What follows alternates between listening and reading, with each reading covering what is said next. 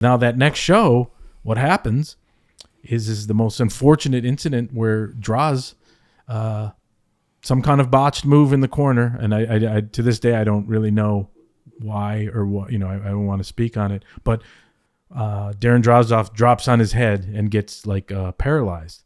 So, and I was like right down there, and I was seeing and I remember seeing him just breathing, like his chest just heaving as he's laying in the corner, and it's just one of these surreal moments of wrestling. And I heard him say like, "I'm fucked. I heard my neck pop," because I was right down there, and then the paramedics are treating him, but the audience mostly are so used to this stuff.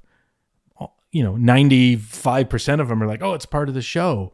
It was a weird moment, and then it was a SmackDown, so it wasn't live. So then I saw D'Lo Brown like walking and just like tears in his face, and it was just like this shock went through the whole place, and everyone's like, "Holy fuck!" Because he went off in the ambulance, and it was like he couldn't feel his arms and legs. It was very serious, and everyone knew it was very serious.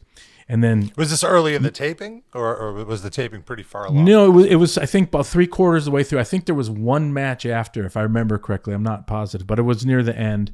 And then after we had to meet, and everyone was like solemn, and I remember Vince saying like, "I know as much as this is horrible, we gotta figure out how to edit this out of the show, how to edit the show." And then just kind of sat and come up with, okay, we can go here and stop this, just the rudimentary way to tell the studio back, how to edit it for SmackDown, which I think was aired on Thursdays, and this was a Tuesday, so they had time or what have you. And then I just remember I had plans to meet my girlfriend at the time. It'd be like, "Oh, I'm going to come back." And I called her.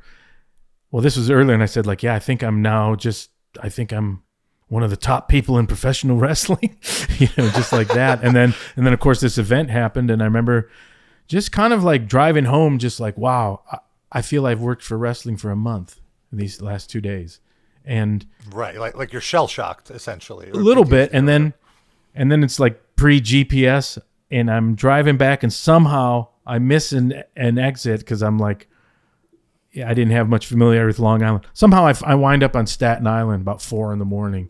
I'm driving like, fuck, I gotta fucking. You ended up on the Verrazano Bridge by accident, just because you're I'm so. I'm thinking of shit, and I'm like, okay, I missed it, and I'm like, oh fuck, I'm going into Staten Island, and just kind of like spacey, and then I drove back to Manhattan, and just kind of like was like in this weird like wow, I'm energized, I can't sleep, but what just happened? What's going on with my life? What just happened? And really, that overriding tragedy kind of took away any me like, woo, this is great, and I'm doing this and what have you. But at the same time, I was like, well, I'm gonna do this.